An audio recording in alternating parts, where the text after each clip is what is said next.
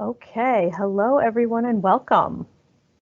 Hopefully you can see my screen okay. My name is Joyce Mulvaney and I'm the Communications Manager for the Reading Municipal Light Department.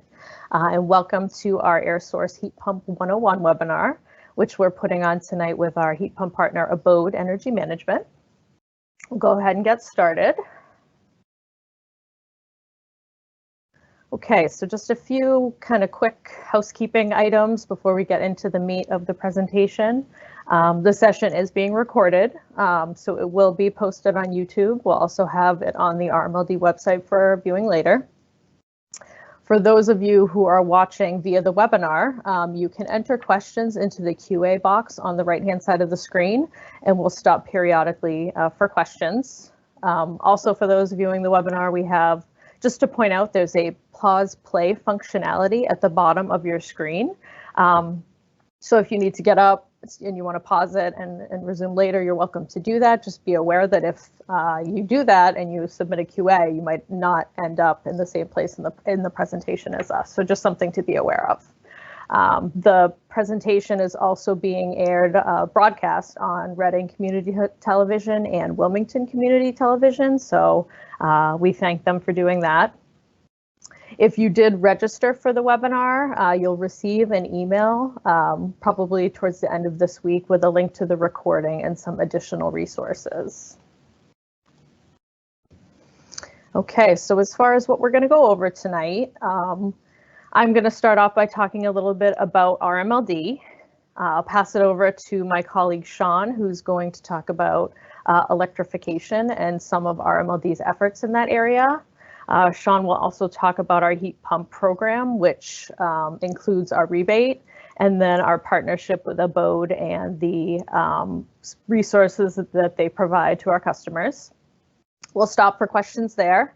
We'll then pass it off to Abode, who will introduce themselves and their organization, and then they'll talk about the technical side of heat pumps, how they work, the configurations, some of the costs, the benefits, etc. We'll then stop for questions again, and then we'll wrap up with some additional resources and next steps. So just a little bit of background about RMLD for those who may not be too familiar or may be new to the area. We are a not-for-profit, municipally owned electric distribution utility. We were established in 1894, so in 2019 we actually celebrated our 125th anniversary. We serve a population of about 70,000 people in Reading, North Reading, Wilmington, and Linfield Center. So it's about a 51 square mile area, and we have about 29,000 meter connections. We're governed by a 5-member board of commissioners that's elected by Reading voters. And then there's a 5-member citizens advisory board that's appointed by the towns we serve, and that board makes recommendations to the board of commissioners. Those meetings are open to the public, so if you're interested in attending any of them, they are posted on our website. They're currently being held virtually due to the pandemic. To give you a little bit of background, just as far as why RMLD provides some of these programs, the rebate programs that we're going to be talking about tonight. So we offer these energy efficiency, conservation, and electrification programs to our customers to increase awareness and accelerate the adoption of practices and technologies that provide several benefits. The benefits include helping you, our customers, use energy more efficiently in your home or business, reducing RMLD's electricity usage during expensive peak demand times. And for those of you who are familiar with our Shred the Peak program, you know a little bit about that. To help the environment by reducing carbon emissions, and then increasing electrification within RMLD's service territory. And Sean is going to talk about that a little bit more in the next couple of slides. And our rebate programs are funded by the energy conservation charge on customers' electric bills. Okay, so I am going to pass it off to Sean now. Great, thanks, Joyce. I'm going to spend a few minutes talking about what electrification is and what RMLD has been doing, and kind of give a high-level view and information about our air source heat pump, which is the real reason we're here tonight. So what is electrification? Electrification is a strategy for moving the fuel sources of the equipment we use in our homes and our businesses away from fossil fuel towards electricity. So why are we doing this? The last, probably 30, 40 years, there's been significant strides in making more and more energy efficient equipment that's fueled by fossil fuel. But this really goes down to also reducing carbon emissions, the whole climate change, and looking at it on a very aggregate basis across all fuel types. Some examples have included, I think one of the things we're most familiar with, certainly you see it in the news, you see it around town with charging stations, are electric vehicles. There's also been tremendous strides in the industrial manufacturing area of converting, changing some of the equipment that's used in production to electricity sourced equipment. And then heat pumps. Heat pumps are probably one of the fastest evolving and certainly growing in terms of adoption in two different ways. One for space heating and cooling, and also for water heating. Next slide, please. So what has RMLD been doing? Well, certainly our longest standing electrification program has been our EV charger rebate program. Rebates are given to customers who install their level 2 charging stations. It's open to both homeowners as well as businesses throughout our service territory. Last April, we launched 2 new programs, our electric panel upgrade rebate program and our cordless electric yard equipment program. The panel rebate program, if you start to think about it, as we move more towards electrification, many homes are going to need to increase the amperage that's in their home to serve, whether it's their EV charger or the heat pumps, or whether it's the batteries to charge up the next program, the cordless yard equipment. So we offer a rebate. It depends on how much, whether you're going from 100 to 200 or 200 to 400 panel to do that, to help support that. And that's open to all our residential programs, or customers rather. Our cordless electric yard equipment rebates, a variety of items from hedgers to lawn mowers to riding lawn mowers.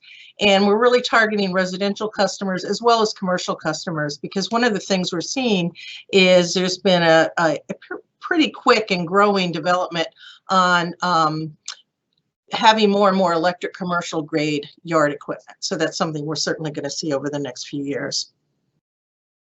Next slide, please. So I touched on this in the previous slide where we talked about the heat pumps. RMLD now has a standalone heat pump for water heater program, to which we give a $500 rebate for customers who install Energy Star rated systems within their home. And then we have various level rebates, and we'll talk about this in more detail, for the air source heat pump program. And that's what we're going to talk about in the next few slides. So what is RMLD's heat pump program? We started it in earnest, I'll say, last April. We've had it in as part of our suite of our appliance programs for the last several years. But last April, we broke this out as a standalone program. And the reason for doing this is we really wanted to highlight and give more attention to this particular type of technology, make customers and contractors more aware of the technology, the benefits from doing that, not just from electrification, but also for helping to manage fuel costs for customers, both on the residential and the business side. And we wanted to make sure, as part of this education process, that both contractors and customers understood how these systems should be designed and sized so that they could produce the optimal comfort and, again, produce the savings that we're talking about. Next slide, please. So what have we seen so far for this program? Well, last April we started, we thought we'd probably get about 30 to 40 heat pumps beginning in April, by the end of the year. Well, to date we have almost 130 applications. Tremendous number for what we, compared to what we expected. Some of this was driven by, the pandemic. More homeowners are home, thinking about how they use their space, taking the time and the money that they might use for other purposes and investing in their homes. The other piece of it I really think stems from growing awareness and education, certainly that RMLD is trying, but also throughout, you know, the marketplace. You know, more and more contractors are very familiar with heat pumps. That information gets disseminated to customers when they're making their decisions as to what type of equipment to replace. Next slide. So RMLD's heat pump program, it's fairly broad in the fact that the systems that are eligible for rebates include both central heat pump systems, ones that serve their entire home through a central mechanism. We also provide rebates for mini splits, and these are mini splits that can serve a single zone, like you might install in a great room or something like that, or multi-zone, a mini split that you might have several air handlers within your home to serve different parts of your home. And the rebate structure for someone who is installing an air source heat pump that did not have one before, which is truly the bulk of what we've been seeing in the marketplace, is $1,000 per ton. If there is a customer who has an existing heat pump and it has reached the end of its useful life and they want to replace it, we also want to provide an incentive to them to help encourage them to continue to use that type of technology, and that's $200 per ton. And then the third type of rebate under this program is for integrated controls. And what integrated controls are is they're a technology that can be installed in homes where the homeowner or business does not remove the existing heating system. And so what the integrated controls do, it's not just a programmable thermostat, it's even smarter, if you will, than that. It is actually connected to both of your systems, and it looks at what the temperature differential is between inside and outside to determine which system really needs to operate. Is it more efficient to operate the heat pump, or does it make sense to use the existing system there? So again, we're trying to achieve some optimization and really maximize the cost savings for the homeowner or business owner. So integrated controls help us achieve that. Next slide, please. So one of the things that, as we unrolled this program and started talking to contractors and to customers, is we really wanted to provide some more in-depth technical assistance to both contractors and customers. So last October, we partnered with Abode to provide these types of services. And the idea here is to provide the education and also help to make sure that the equipment that's being installed is installed properly and meets the needs of it, but also to help answer questions, whether they're questions from contractors about different designs or whether they're questions from homeowners about, well, geez, does this make sense for the type of home I have and what I want to kind of do in terms of comfort levels. So this became our partnership last October. Next slide. So as part of the suite of services that Abode offers to our program, there's some services, we call them optional resources, but Abode has provided us with a heat pump specialist. This is a person who is available to RMLD customers to answer questions about, gee, you know, should I put in a heat pump? Does it make sense? My house looks like this. It's 2 stories. I have a lot of small rooms, or I have a very open floor plan, really to provide that kind of information. Also, too, homeowners can come to contact the heat pump specialist, schedule an appointment, sit down and say, hey, I've talked to 3 different contractors. I'm not sure I really understand the 3 different bids. What makes sense? We're not, and they provide an objective third-party review of that. They're not going to identify which ones a homeowner should go to, but really lay out the pros and cons to that. The other resource that Abode has provided is to develop a participating contractor list. And this is a list of local contractors who have been vetted in terms of the type of qualifications that they have, the type of heat pump trainings that they have, and also they've gone through an onboarding process to understand all kind of the nuances and the requirements of RMLD's program. So there's a list. So when customers say, hey, are there contractors I should contact, they can refer to that list and select one. Or if you have an existing contractor that you've used over the years, you're certainly welcome to do that. You're not required to use it. It's just another kind of assistance and step to help with homeowners and businesses. We do have 2 required steps once you get past that point of saying, okay, I've selected the contractor, I'm ready to go. And these next two steps are really Abode working closely with the selected contractor in 2 phases. One is the pre-approval. In this process, Abode works with the contractor to make sure and review what's being specified. Is it the right size unit, the right design, the right configuration that's going to generate those expected comfort goals as well as cost savings? Is it going to be sized correctly to operate in the optimal way? The next step is really post-install. So once you're pre-approved and the form is filled out and been reviewed, then it goes to the installation. And after it's installed, then the contractor comes back and completes a post-installation QA form. And that is to verify that the system was installed properly. For example, was it installed high enough off the ground to protect it from drifting snow? Collects photos and other documentation that's required for the RMLD rebate process. So those are the 2 required steps, but we also have some other resources too that can help throughout the process when there's questions. Next slide.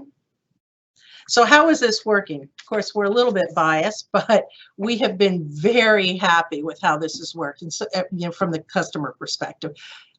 Because of the ability for customers to engage Abode throughout the process, whether it's just learning about it, whether it's the installation phase or the follow-up, has really been helpful from both the homeowners and the businesses that have participated in the program. And so these are just a couple snippets of feedback that we've gotten.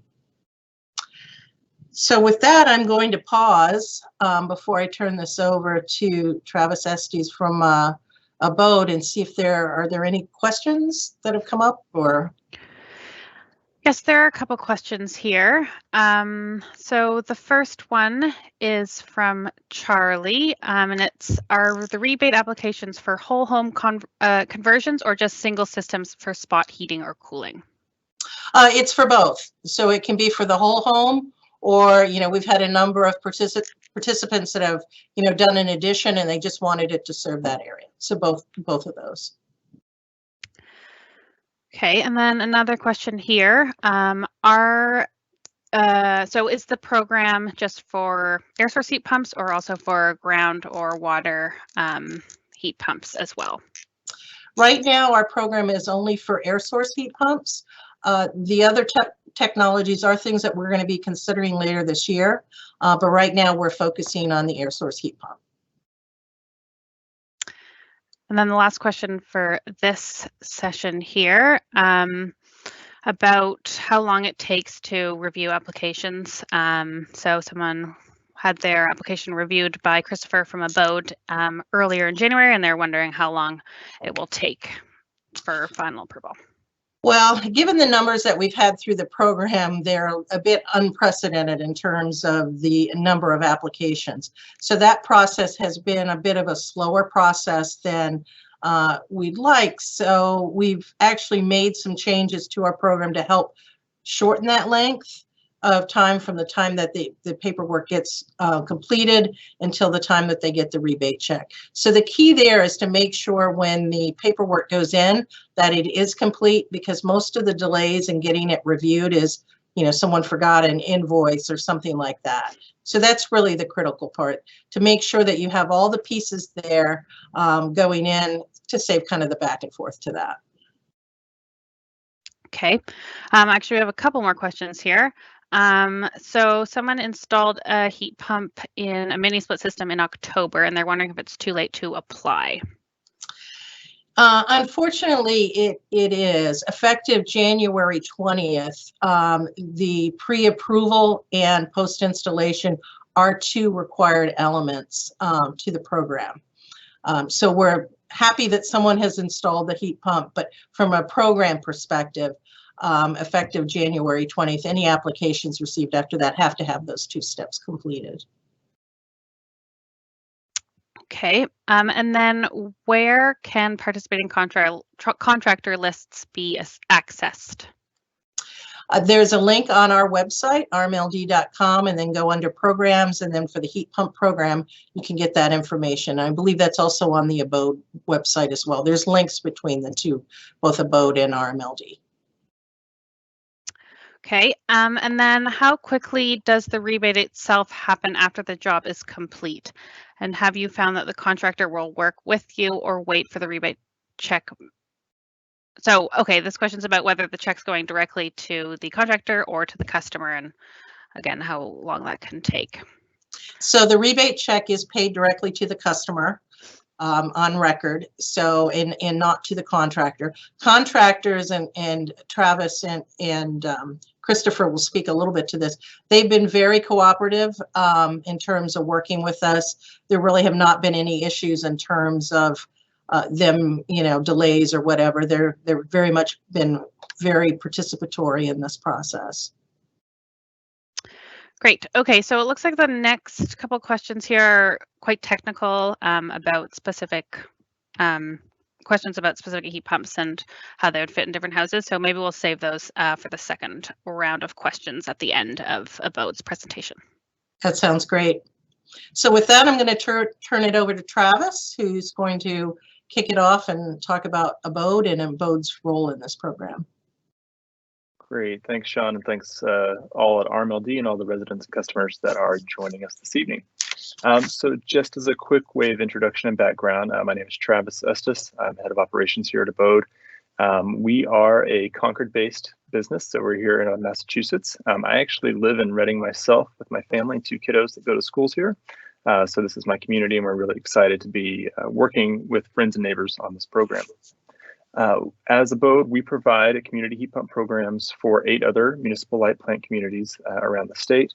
And since launching this program last year, we've connected with nearly 300 households to help them learn more about heat pumps. And we've conducted technical reviews on well over $1 million worth of projects just in the last handful of months alone. So we're seeing a lot of volume and working with a lot of contractors and residents throughout the state on these programs.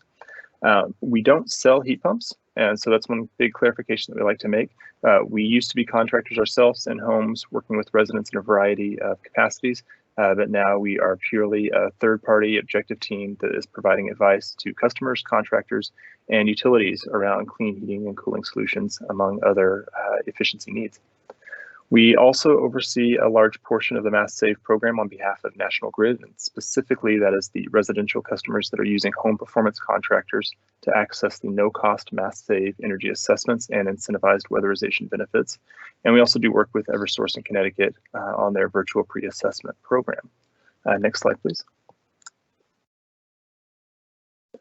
So just briefly here, you can see many of the clients that we work with throughout the state. One of the things that I want to note is that particularly with the municipal light plants that we partner with, many of them look to RMLD as an example of innovation around incentive programs that are helping residents make efficiency improvements, whether that's on heating and cooling systems or the EV adoption and other electrification technologies. So it is really exciting to kind of continue to help RMLD and be a partner in this in a way that is not only supporting our community here, but is really serving as a model for many other communities across the state.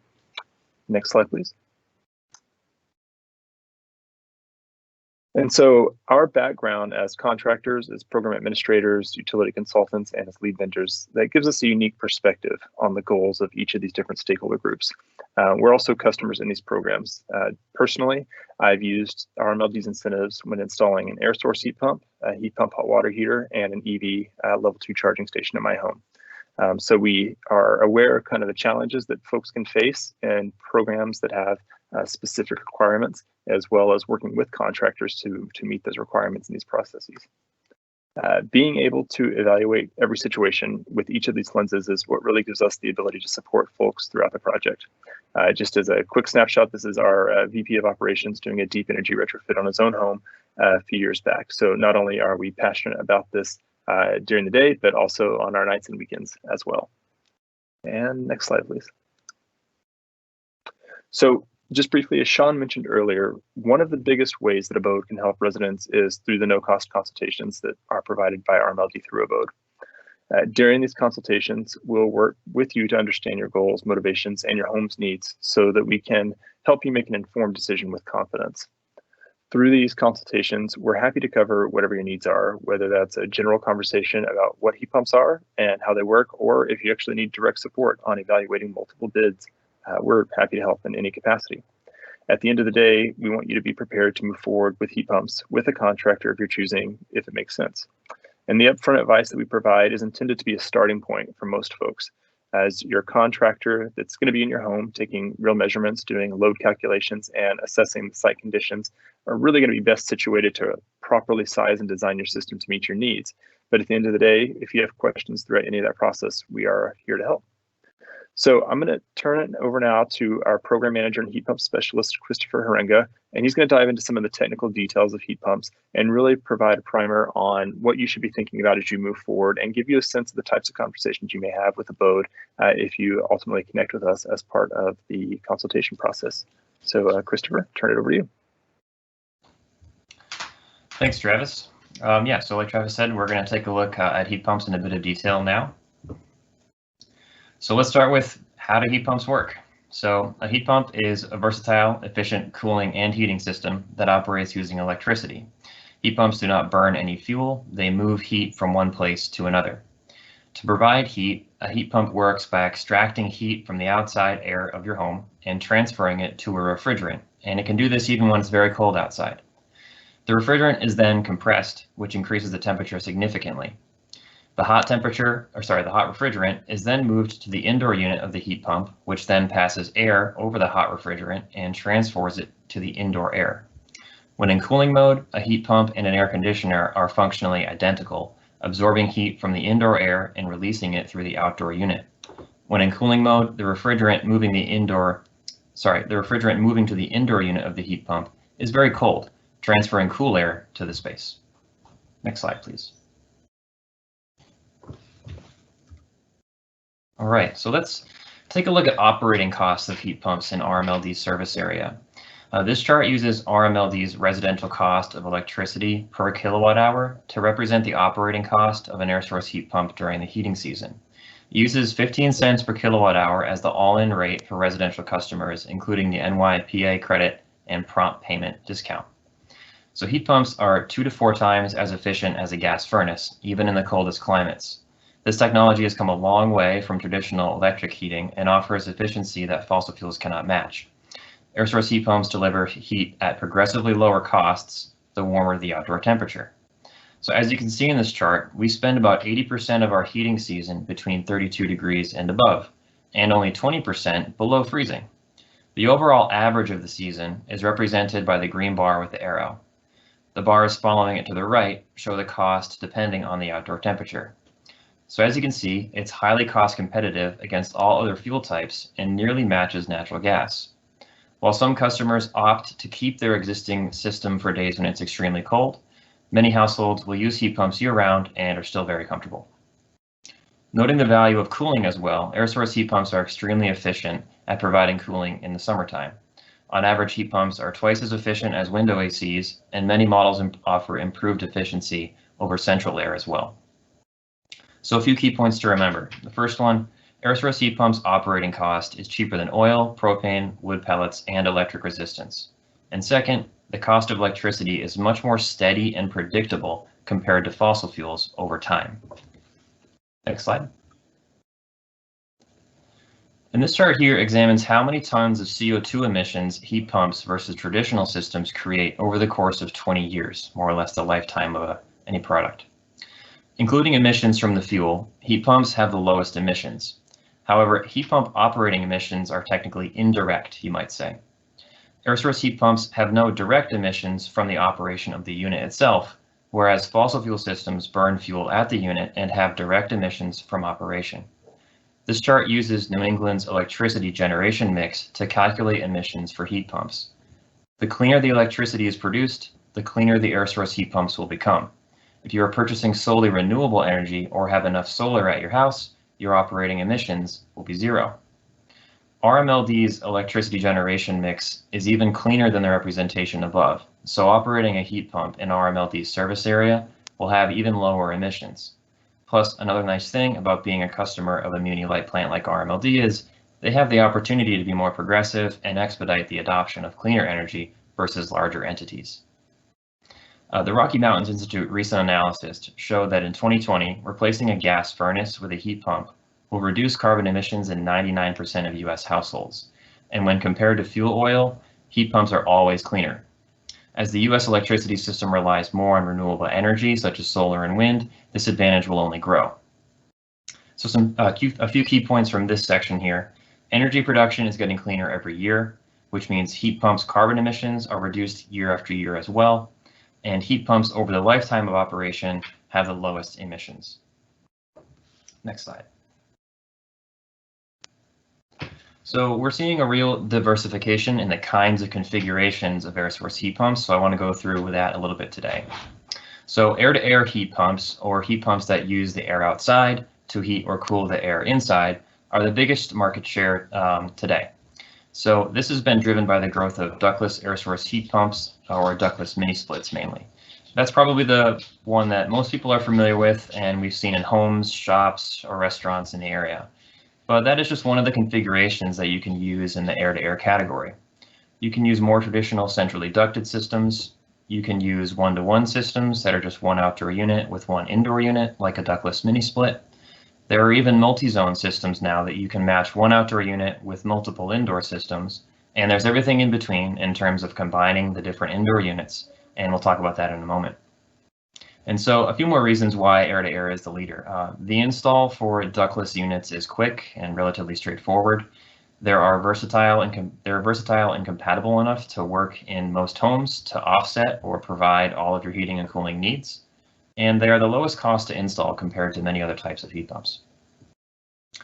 They're also air to water. So this is another opportunity out there. So using the same technology, but transferring heat throughout the home with water, with hydronic systems that use baseboards, radiators, or radiant floor heating.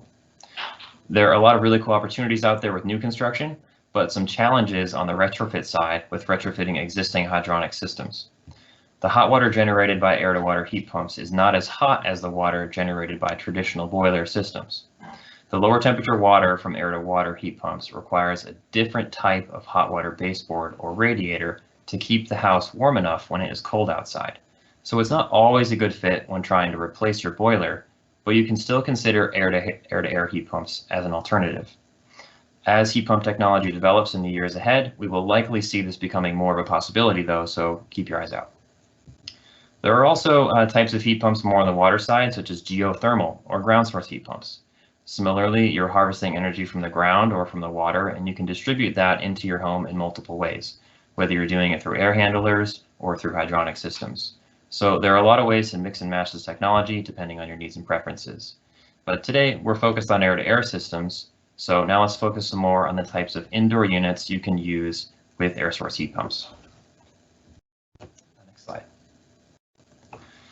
So ductless units are versatile enough that you can size them to heat and cool large open areas or even small bedrooms or offices.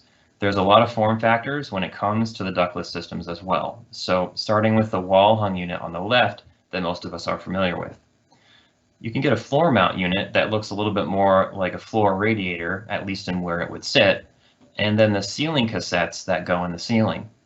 The bottom picture in the ceiling cassettes category is a bit of a newer product that does a better job of fitting between the joists in the ceiling, which was previously an issue in terms of fitting some of the ceiling cassettes. Again, there are always new technologies coming out all the time to make installing this technology very practical.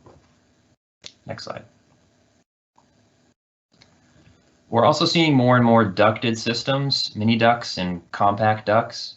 We've got a lot of different names, but essentially the mini and compact ducted units can be set up with some amount of short-run ductwork that allows you to use one unit and impact a few different smaller rooms. These can be really handy to use in parts of a home where the bedrooms and bath are located, so that each room doesn't require a ductless unit. These units are growing in popularity, but the industry is still more comfortable with centrally ducted units at large. And we're here to help you find the right contractor if these make sense for your home. These units range from the low static product on the left that can only probably serve 1 or 2 rooms to a higher standard product that can serve a whole floor or maybe 3 to 4 rooms. And finally, on the right, a more traditional high static centrally ducted product that can service a whole house potentially. You can see here there's a lot of variety on the design side that you can leverage to find a solution that makes sense for your home, both functionally and aesthetically. And you can mix and match what you have in your house and find a design, or well, a design that's growing in popularity is to utilize a compact ducted unit for the bedrooms, bath, and hallway part of the house, and a ductless unit to serve the more open living area of the home. So there's all kinds of configurations you can utilize to try to find something that makes sense for your home. Next slide. So it's important to articulate your goals and motivations to a contractor well, so that in turn you can get a quote for a system design that meets your needs. So thinking about it, is your goal to save money, to increase comfort, to reduce your carbon footprint by reducing fossil fuel usage? How much of the home are you trying to heat? Do you plan to keep your existing system? And if so, how do you plan to use it? If you plan to heat and cool a substantial portion of your home with air source heat pumps, it's important to ask your contractor if they will run heat load calculations rather than use rule of thumb. Sizing heat pumps correctly from heat load calculations reduces the risk of performance and efficiency issues. If you keep your existing heating system running in tandem with an air source heat pump, it's important to consider how the existing heating zone will interact with the area the heat pump will condition. There are a number of good strategies to address this, including integrated controls, as Sean was mentioning. Integrated controls are thermostat systems that can talk to your heat pump and your existing heating system.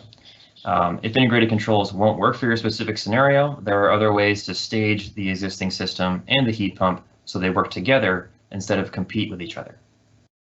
Next slide. So yeah, as we've learned a little so far, there are many ways to design these systems to meet your needs. You can leverage the different types of indoor units to match the needs of your space you want to condition. So open floor plans work great with ductless units, and 1 or 2 heads can condition a large area. Compact ducted units can service areas with isolated rooms like bedrooms and bathrooms and hallways, offices, etc. And small single zone units are great supplemental heating and cooling additions to cold or hot areas of a house that you can just never seem to get comfortable. You can connect multiple indoor units to one large outdoor condenser, or break it up into multiple smaller outdoor condensers to improve control and efficiency. Next slide. So as I hinted on the previous slide, there are some pros and cons of single zone versus multi-zone units. Single zone or one-to-one units are incredibly efficient at both heating and cooling. The outdoor condenser can connect to a ductless unit as shown, or a ducted unit. Depending on the size of the outdoor condenser and the type of indoor unit, you can condition a very small room to a whole floor. Single zone units offer excellent control and comfort and are very versatile. Multi-zone, or 1 to 3 as shown in the image above, can also be connected to ductless, ducted, or a combination of indoor unit types. Still providing excellent efficiency when heating or cooling, these units can handle multiple rooms, floors, or the whole house depending on how they are configured.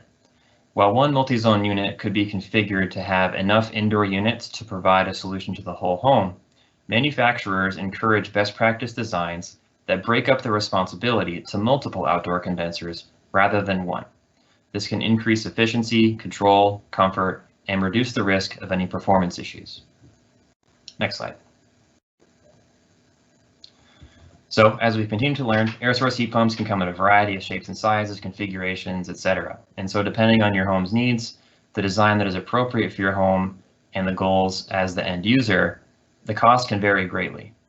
For small ductless systems that may serve a small to medium-sized room, you may see a cost in the realm of $3,000 to $5,000. For systems that are designed to service the entirety of a large home and provide all of your heating and cooling needs, and may include installing some ductwork, costs could exceed $30,000. So it really depends on what you're trying to do in the house, whether you're going ducted, ductless, the home size, what your goals are, etc. So it's also important to remember that your operating costs afterwards will vary depending on the system design and the outdoor temperature we discussed in previous slides. So if you're looking to displace oil or a propane system, you're likely going to save money. If you're looking to displace a moderately efficient natural gas system, your operational cost during the heating season might be minimal. Next slide. So heat pumps are different than traditional systems like boilers or furnaces, and there are a few things you may need to unlearn about how to operate them effectively and get the most out of your new investment. So I have a list here of things you don't want to do. So don't worry about the temperature reading. A heat pump measures ambient room temperature differently than your old heating system. So set your heat pump to a comfortable temperature, then adjust the setting up or down over the course of a few days until you've reached the temperature that feels right to you. In the area you're using your heat pump, you could try to turn your old thermostat 10 degrees lower than you used to. If you used to set it at 68, turn it to 58. This allows your old system to become the backup heating source. If the area gets chilly during a severe cold snap, don't be afraid to turn up the old thermostat temporarily. This way, you can maximize the use of your heat pump and see how much it can do. Try to keep the doors open to rooms without the ductless unit, allowing the heat pumps to circulate as much as possible. And don't fuss with it every day. You may have lowered the temperature on your old heating system when you went to work or at night. A heat pump is different. It reaches peak efficiency by maintaining a set temperature. Find the right setting, then leave it alone and let it work. There are exceptions though, for absence of over 24 hours. Go ahead and turn it down. And 3 here, don't go easy on your heat pump. The best way to benefit from a heat pump's superior efficiency is to use it for as much heating as it can handle. Experiment by opening a few doors to expand the zone and then turn up the fan. You might be surprised how much space a heat pump can actually heat. Don't use auto mode. So it's natural to think auto mode would be a more efficient setting, but if you use it, your units may run the risk of toggling unnecessarily between heating and cooling. Your heat pump will run most efficiently when set to heat in the winter and cool in the summer. But also note the auto fan function is a separate setting and is totally fine to use. Don't use the slowest fan speed. Strange but true, a heat pump works most efficiently when set to a higher fan speed. Of course, high fan speeds can produce more ambient noise and air movement. Use the highest fan speed you're comfortable with, and then dial in your preferred temperature. Don't forget to keep up on maintenance. So this is true for almost any heating system, but that doesn't make it any less important. It's generally quick and easy to do, and you should consult your heat pump's user manual for details on cleaning and replacing cartridges, etc. You will generally need to clean the indoor unit filter every 2 to 6 weeks, depending on use or if you have pets, etc. And you want to keep the outdoor compressor unit free of debris, snow, and ice. So hire a qualified professional to service your heat pump every year or two, and you can see your heat pump's manufacturer guidelines for the maintenance interval.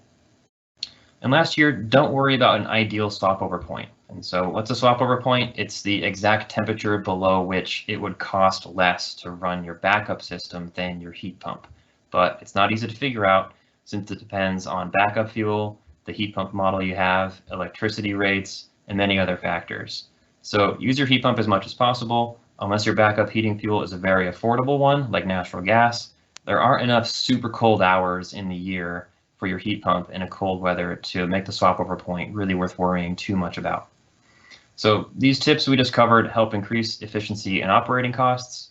It's important to understand how your new heat pump works and how to operate it efficiently to get the most savings out of it.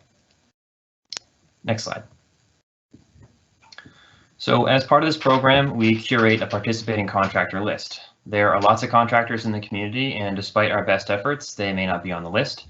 We're here to engage with them and explain how to file for the rebates. So we're not directly endorsing any contractors, but contractors on this list have passed an application process.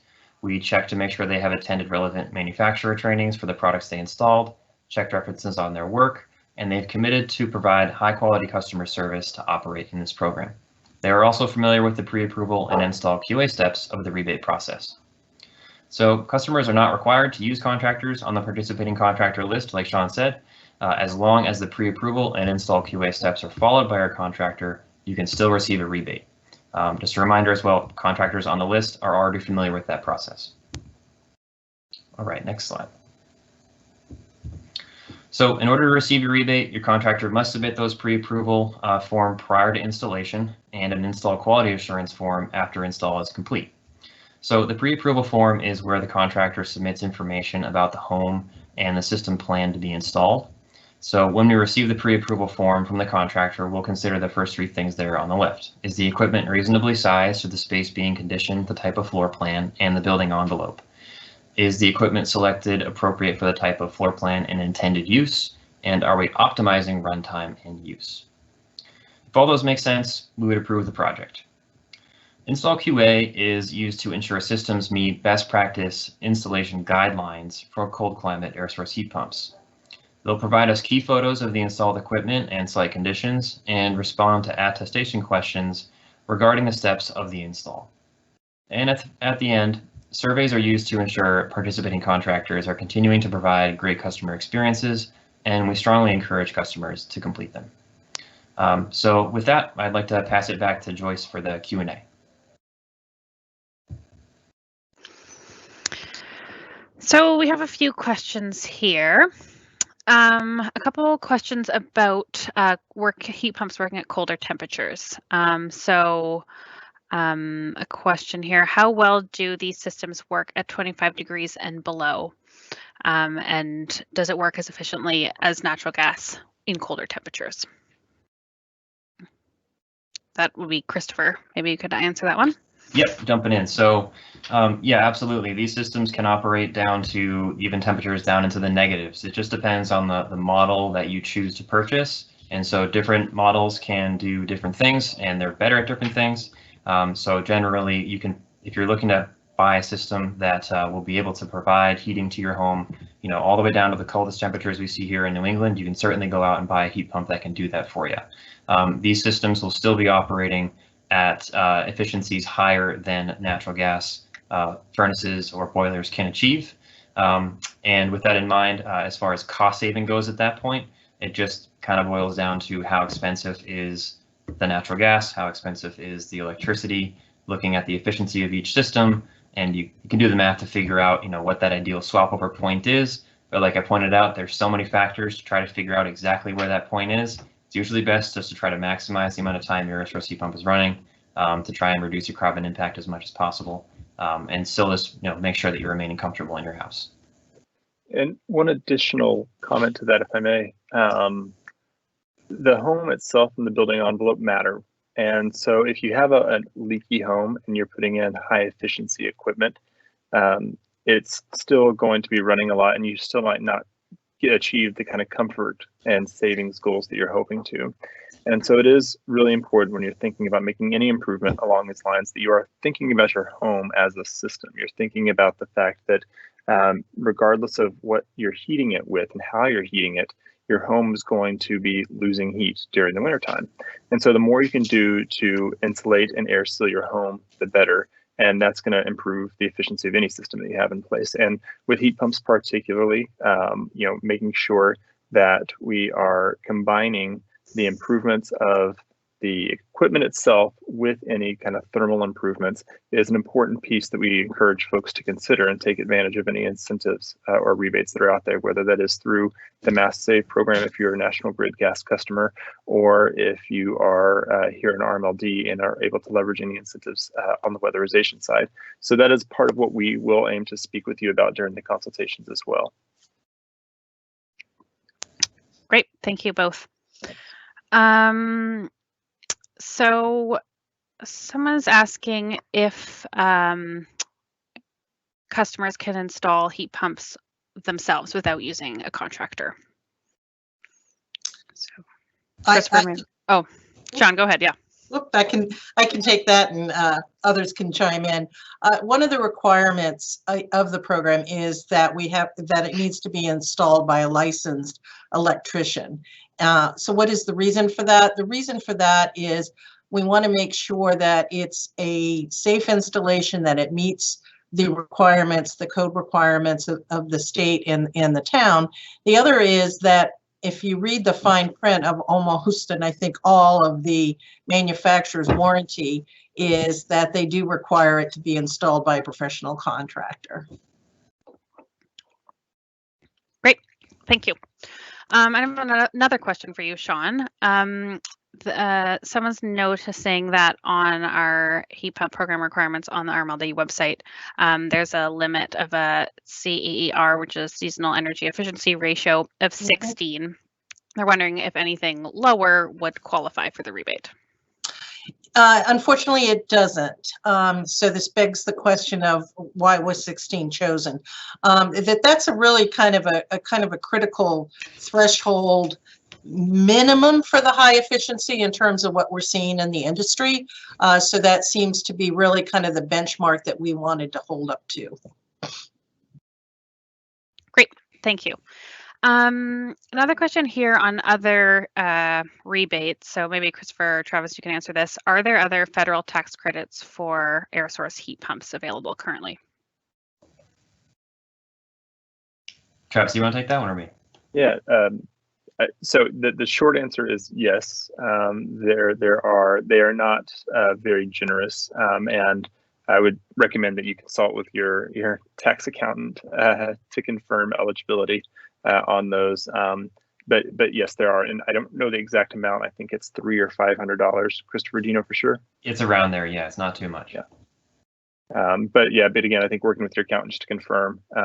But there are actually, I mean, there are many different federal tax incentives for home energy improvements.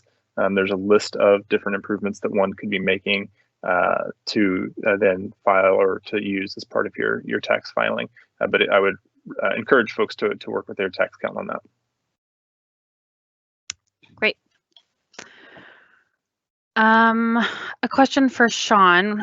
We've had a few of these questions. Does RMLD offer any rebates on insulation or efficiency improvements for the whole home? Currently, we do not. We do not. That is something that we've talked a lot about internally.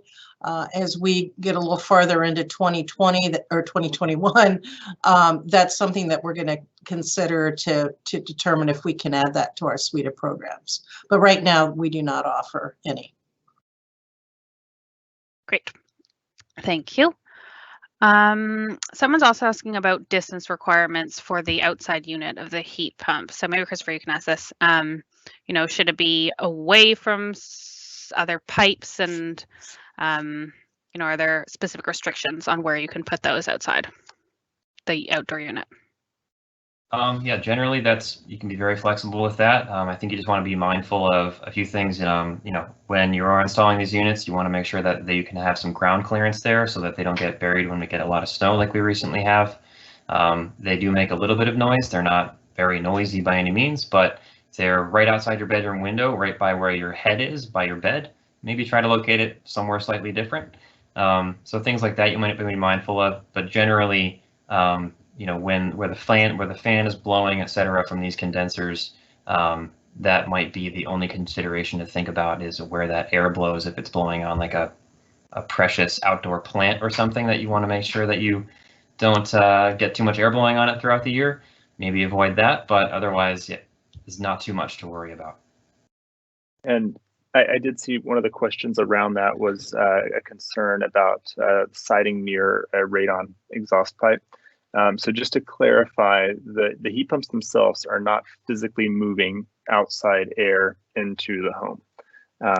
And so that is, I think, maybe the source of that question. So, you know, with your radon exhaust pipe that is pulling radon from the foundation and exhausting it above, typically the roof line, there's no concern there on that end. I would second Christopher's comment about siting it near kind of windows or a bedroom. Our unit is immediately on the outside wall of our bedroom, and occasionally at night I'll hear it, but they do operate at pretty low decibels, lower than a central heat pump, significantly lower than a central heat pump, or central AC rather, but you can still hear them from time to time. So that is a good consideration to have in mind. Perfect. And similarly, someone's asking about asbestos on the side of their house. Mm-hmm. Would they have to get that kind of thing remediated, or can they install a central air pump system Yeah. without worrying about that one. Right. So, I mean, in New England, there are a lot of homes that have asbestos siding, and there are a lot of contractors that are licensed to work in that type of situation. So there are no requirements on our end. I think that it is important, if that is something that is true for your home, that you have that conversation with your contractor to ensure that they are going to be operating in a safe way with that situation. But that is not necessarily a barrier that can prevent moving forward with this when done properly and safely. Great. I have a question. I think this one would be for Christopher. Can the outdoor unit of a heat pump be installed on rooftops for second floor heating? Like if it's on like a pitch roof or something, I'm probably not. You know, if you have a flat roof, like if you're on, you know, like a brick building or something with a flat roof, I could see that being a possibility. But generally, these units are placed on the ground on a mount. You can also mount them to the side of the home. You don't really want to put them up too high because you want to be able to maintain the unit. So you don't want to have to break out a 20-foot ladder to get up there to, you know, do some work on it. But generally, yeah, they're usually located on the ground or mounted on the outside of the house. Great. Thank you. And then another question here about integrating heat pumps with existing air conditioner systems. So would the outdoor air conditioner condenser need to be replaced as well, or could those somehow be integrated together or used? Could the condenser be used for the air pump heat system? In that case, you would have to replace the outdoor condenser in order to be able to switch over your indoor setup to have it work with the heat pump. You may also have to change what you have inside the house there for your air handler. And depending on the condition of your ductwork and the sizing of it, there may also need to be some adjustments made to your ductwork. So there's a bit of consideration there, figuring out if that's a possibility, but that's definitely why you can work with us to try to figure that out and get lined up with good contractors that can help you figure that out as well. Great. And then another question for you, Christopher. I know you touched on this a little bit in the presentation, but you mentioned heat load sizing versus typical general sizing. Is there a standard for what approved vendors should be doing to better size the system for your home? Yeah, you specifically what it's called is a manual J. And so those are heat load calculations. There's a lot of software out there that runs manual J calculations. So that's the type of calculation we're talking about. And then you can also run something called a manual S to figure out what size equipment you should pick. Great. Okay, Christopher, I'll give you a little bit of a break here and turn it over to Sean. So do I need a town building permit prior to an inspection and after installation for a heat pump system? The short answer is yes. As part of the program, you will need to have a wires inspection, which is part of the town permitting process. Great. Another question for you, Sean. Can RMLD customers combine RMLD incentives and DOER incentives, or can you only get one or another? They are separate programs, so you can piggyback onto those to the extent that your equipment qualifies for both programs. And to clarify as well, one of the questions there was around the alternative portfolio credits, or the AEC, alternative energy credits.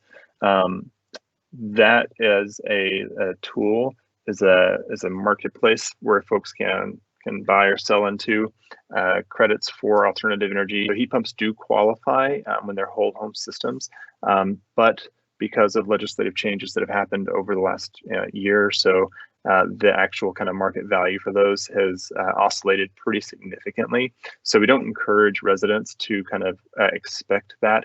There are third-party kind of purchasers of those types of credits that folks can explore, but I certainly would not want someone to move forward with a heat pump with the expectation that they're going to be getting that just because the marketplace is pretty it changes a lot and it's not very reliable right now. But to the degree that if there are any additional incentives that you might be available for, that is an area where Abode would try to help answer any questions that you might have and make sure that you're able to leverage those to the fullest potential. Great, thank you, both of you.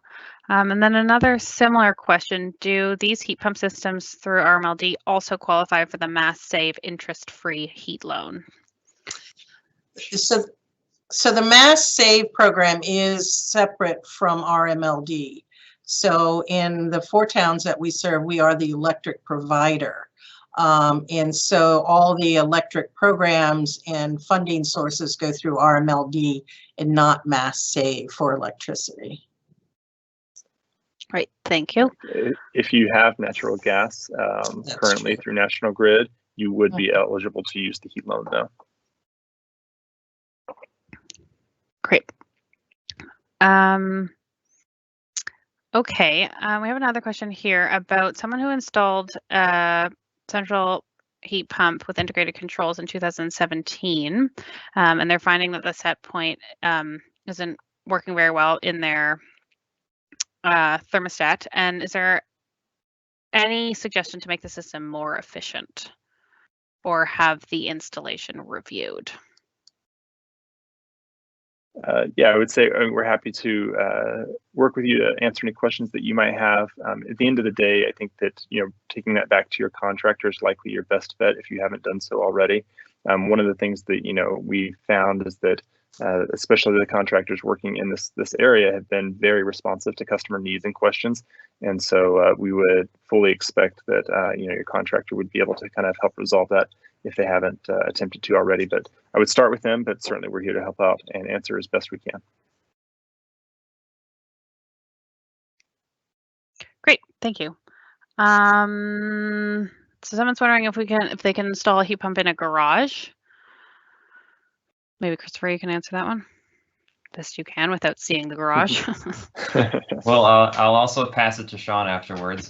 So if that's like a workspace or something that it's like your workshop's in there, I have seen people do that, and you'll just want to make sure, like Travis was mentioning, if that space is totally uninsulated and you expect a heat pump to try and keep it warm, and you're going to be opening and closing the garage doors a whole bunch and things like that, you might find that the heat pump has a hard time maintaining the temperature you're looking for in that space. So you might want to consider, insulating it, keeping the garage doors closed and not, opening them a whole bunch, shutting them a whole bunch, things like that. It could be hard for the heat pump to keep up.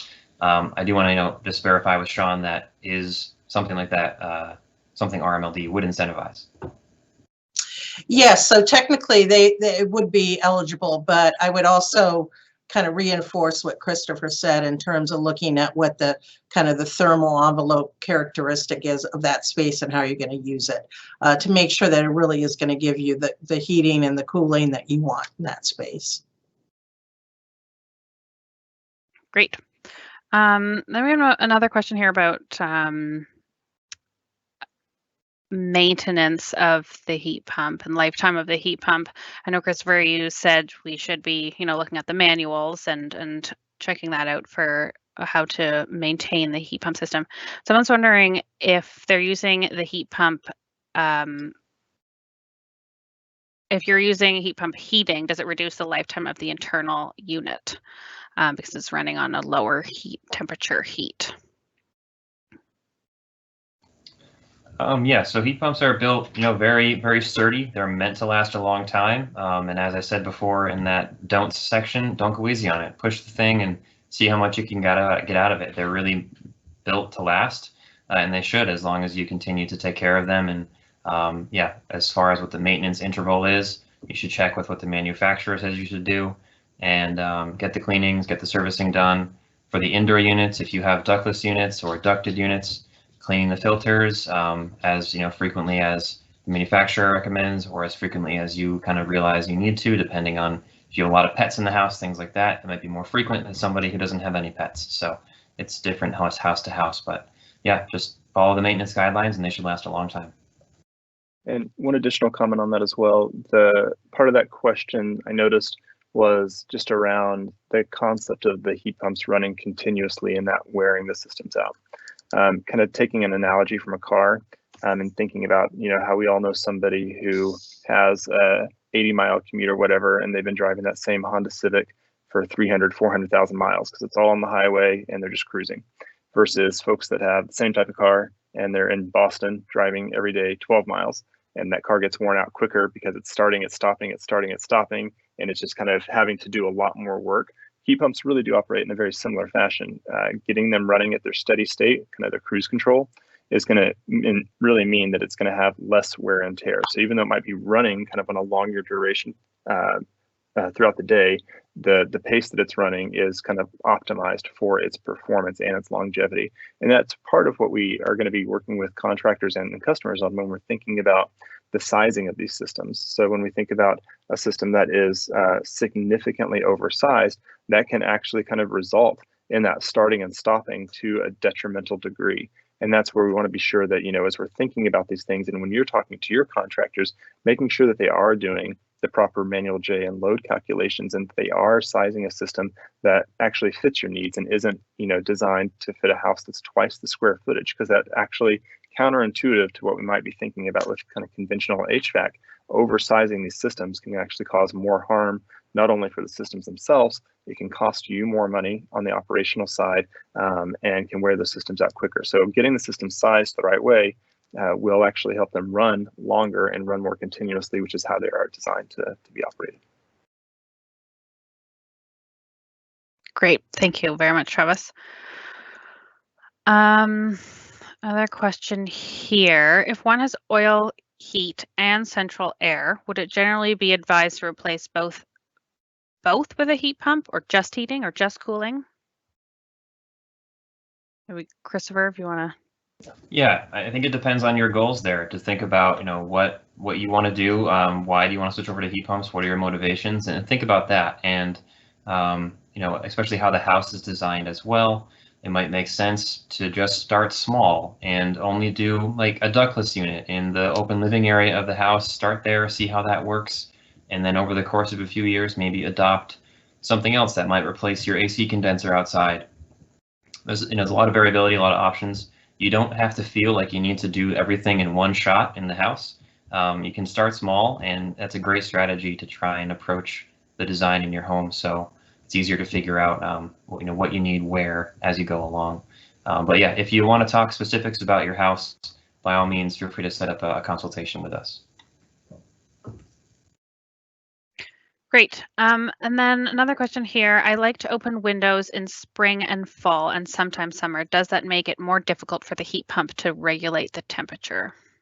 I think we are all excited to have windows open again. Christopher, do you want to take? Yeah, I think with any type of HVAC system you had, it would make it a little bit harder for that system to keep up with what you were doing. With that in mind, I think when it's nice, beautiful day outside and you want to open your windows and you don't mind what temperature is it outside and that air coming in, I do the same thing. And just try to be mindful of, if it is going to be getting, colder at night, maybe shut the windows so that the heat pump can keep the house warm, etc. Or if it's in the summertime, the opposite. So just try to be mindful of what's going on outside so that you can make sure that you don't, cause the system to have to run really hard for a long period of time and decrease your efficiency, maybe run up your bills, that kind of thing. But I think that question would go the same for whether you have just a regular AC condenser or an oil boiler or heat pumps. It's just kind of something you want to be mindful of no matter what type of HVAC system you're using. Great. So if we have natural gas, someone has a natural gas furnace and window air conditioning, and they're wondering if they're likely to see savings if they primarily use the heat pump for cooling only. So if they're switching from a window air conditioner to heat pump cooling. Yeah, so heat pumps are generally about twice as efficient as a window AC unit. RMLD does want to see folks using these systems for at least shoulder season heating in order to provide the rebate. So, it is to hopefully incentivize folks to stop using fossil fuel to reduce the carbon impact there. So we do want to see people using these systems for at least shoulder season heating. So cooling only setups are not going to be rebate eligible. Great. This one, I guess, for Sean. If you've started small with one unit, as Chris mentioned, would you be eligible for further rebates if you chose to expand in the future? Yes, absolutely. The only limit is we do for a given zone in your home, you would not be eligible to replace that for 12 years. But if you expand it to the rest of your home to other zones, absolutely, you can reapply. We've actually had a couple of customers so far that have done that. Great. And then I have two questions here about recommendations for makes or models for cold climate. So someone's asking if you have a recommendation for a make or model for a centrally ducted heat pump in cold climates that would operate below 20 degrees Fahrenheit. And then another one recommended low outdoor temperatures when using a heat pump for auxiliary heat. So, we have to be impartial here. We don't recommend any specific brand or model of any manufacturer out there. I think a great place and a great resource to use as a consumer or a contractor is the Northeast Energy Efficiency Partnership's cold climate air source heat pump specification list. That was a mouthful, but if you go to Northeast Energy Efficiency's partnership's website, you can find that list, or with a quick Google search, if you can remember everything I just said there. But yeah, it's NEEP for short. And if you Google their cold climate air source heat pump list, you should be able to find that. And that's a great resource to fiddle around with and try to find a system that you like. Great. Okay. So we have a question about whether you could run a heat pump. How would you run a heat pump to take best advantage of time of use electric rates and help with shred the peak efforts? Or if that's even possible to run a heat pump in that kind of way. Yeah, so I'll take a first stab at that one. So again, we've talked a lot about the best way to operate a heat pump is to get it to your ideal comfort level and then just let it run. And that certainly is still true as it relates to the kind of time of use rate. Mainly because if you are turning the systems on and off, you are going to have a greater draw from that system trying to catch up to get back to that comfort level that you've set. And so that can be kind of a challenge. These systems do have a maximum kind of draw, so it's not, you shouldn't necessarily expect an astronomical increase, but on the saving side, that can be something that you should be aware of. On the shred the peak efforts, and I know it's certainly welcome, Sean and others from RMLD to chime in here. The options here, I think that just by the fact that you're using a heat pump versus electric resistance, or in the summertime when we have peak events using a window AC unit, you're already going to be kind of contributing to part of the solution. That is one of the reasons why RMLD and other utilities actually incentivize these systems, is because they actually do help in the overall load management during peak events. But I wouldn't necessarily recommend, unless it's a pretty significant event, turning off the system per se. But Sean, do you have any advice for folks in that scenario? Really, just to reiterate what you said, in terms of operating it on time of use rates, the savings is really what you're offsetting, like the resistance heat or the inefficient window AC. But really, these technologies are designed to just run like the highway example for the car. So it's not like with your EV where we encourage people to charge, in the middle of the night. With heat pumps, they operate the best when they are run. So it's a little bit kind of different in terms of how we would say to manage it. Great. So I have a question here about comparing heat pumps and traditional air conditioning. So maybe Christopher, you can answer this. So in regards to cooling, how does a heat pump's operation differ from traditional air conditioning? It seems to function in a very similar way, and my central air conditioner uses a whole lot of electricity. How does a heat pump use less? Yeah, so they operate functionally the same way. A heat pump is able to reverse that cycle and instead, provide heating into the home.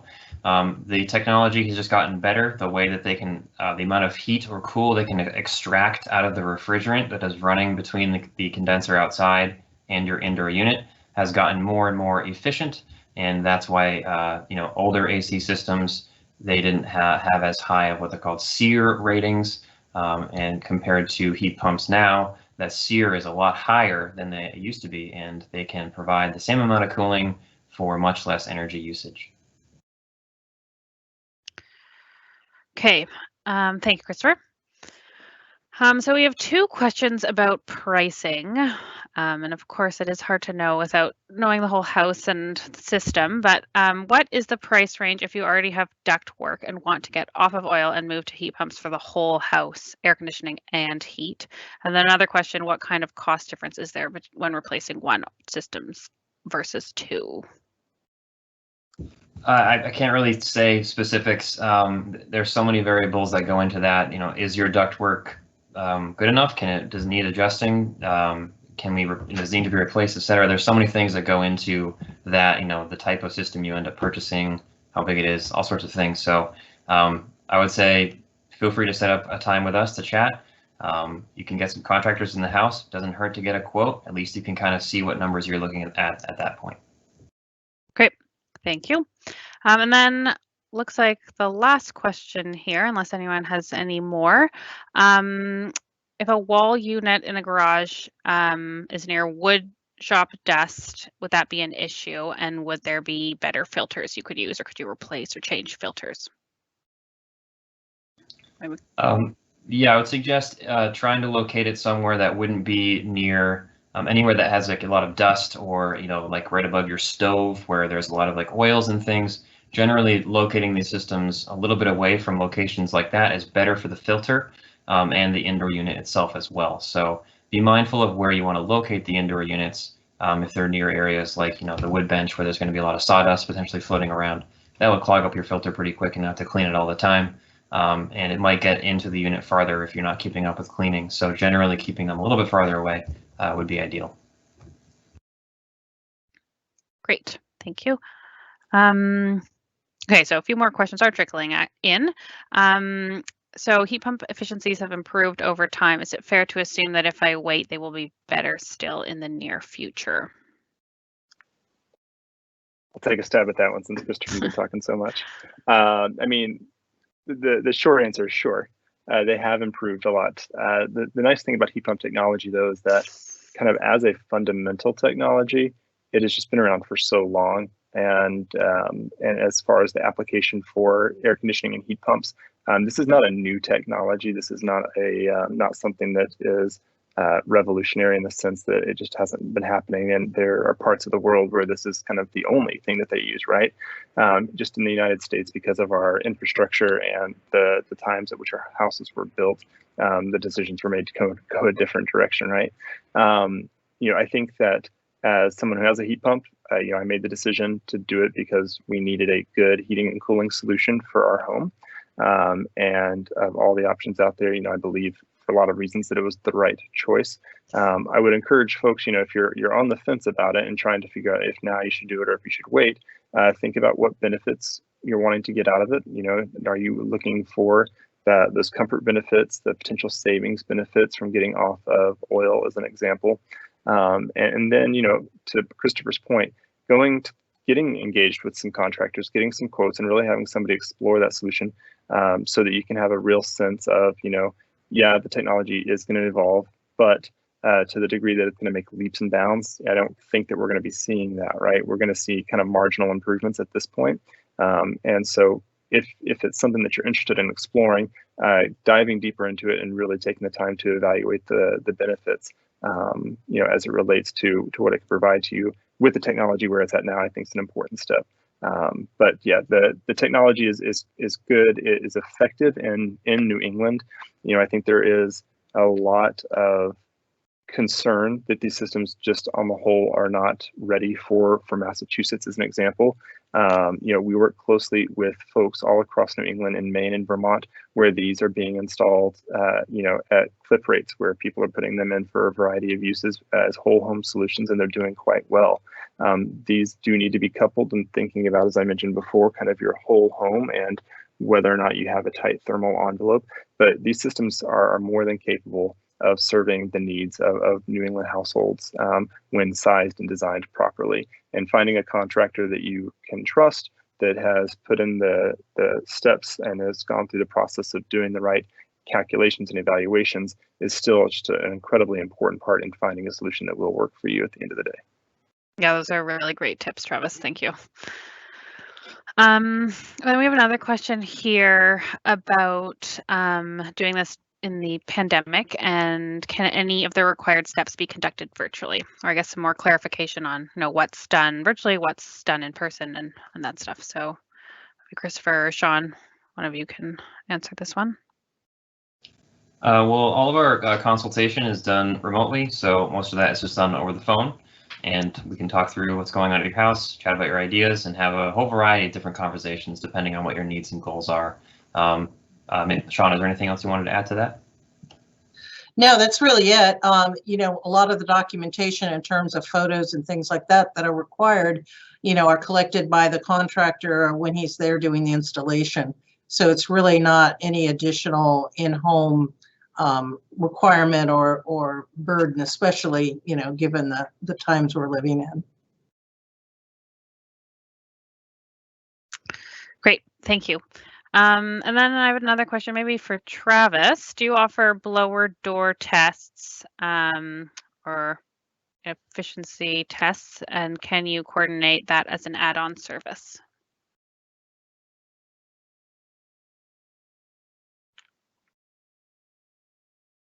You're muted, Travis. Gosh, I was hoping I could make it through this whole thing without doing that one. So yes, we can certainly help to coordinate that with you. There are a variety of folks that do provide blower door testing and can help to get that number for you if that's something that you're interested in. I'll also note that through RMLD, residents are eligible for a no-cost home energy assessment. Again, I mentioned before with the Mass Save program, if you are a National Grid gas customer, you can utilize the Mass Save program for the energy assessment and those incentives.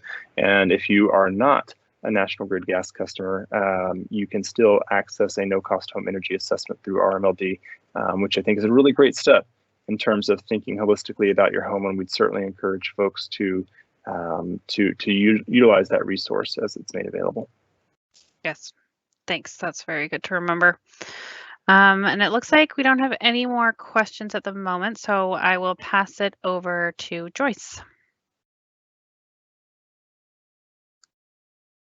Awesome, thank you. That was all really, really good information. So just to wrap up, as far as additional resources, we've mentioned our air source heat pump guide a couple of times. There's some really good information on there. There's links to a lot of the things we've talked about tonight. We will send an email to all the folks who have registered for the webinar, and it will have a link to the air source heat pump guide. There's some Northeast, and it is a mouthful, Northeast Energy Efficiency Partnership resources on the heat pump guide. And also, if you have specific questions or you want to pursue this further, there's a link where you can schedule a free consultation with Christopher to talk a little bit more about your situation, your specific situation. So that is it for tonight. So we thank you very much for spending the evening with us. You'll receive a follow-up email with that information and the recording. Hopefully next time we do something like this, it can be in person as opposed to via webinar, because I think a lot of folks maybe are a little bit tired of this venue, but we are very glad that you joined us tonight, and we hope that you stay safe, and we will see you next time. Take care.